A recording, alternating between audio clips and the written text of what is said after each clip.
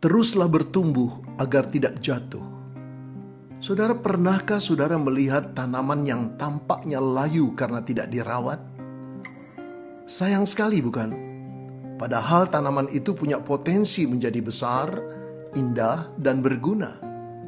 Saudara, sama seperti tanaman yang berhenti bertumbuh karena kekurangan air dan nutrisi, hidup rohani kita pun bisa menjadi lemah jika tidak terus bertumbuh. Firman Tuhan dalam Kolose 2 ayat 6 dan 7 berkata, "Kamu telah menerima Kristus Yesus Tuhan kita. Karena itu hendaklah hidupmu tetap di dalam Dia. Hendaklah kamu berakar di dalam Dia dan dibangun di atas Dia.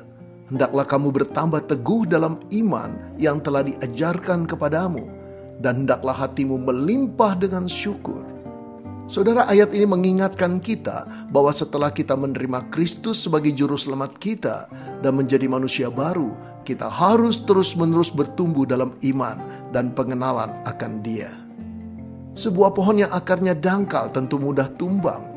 Hidup kerohanian kita juga seperti itu, saudara. Jika kita tidak berakar dalam firman Tuhan dan terus bertumbuh dalam iman, kita mudah terjatuh ketika godaan, masalah, atau kesulitan datang. 2 Petrus 3 ayat 18, firman Tuhan berkata, "Tetapi bertumbuhlah dalam kasih karunia dan dalam pengenalan akan Tuhan dan Juru Selamat kita, Yesus Kristus." Saudara, pertumbuhan rohani adalah sebuah perjalanan yang tidak boleh berhenti dan membutuhkan usaha terus-menerus.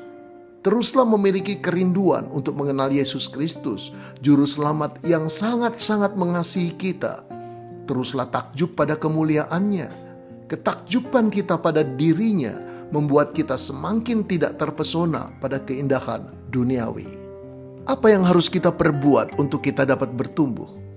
Luangkan waktu untuk membaca Alkitab, berdoa dengan lebih fokus, merenungkan kebaikan Tuhan di tengah-tengah kesibukan kita, dan layanilah Dia. Saudara, jangan berhenti bertumbuh. Tuhan rindu melihat saudara semakin kuat dan kokoh di dalam Dia. Ketika saudara terus bertumbuh, saudara bukan hanya menghindari kejatuhan, tetapi juga menjadi berkat bagi orang di sekitar saudara. Dan pada akhirnya, nama Tuhan dipermuliakan.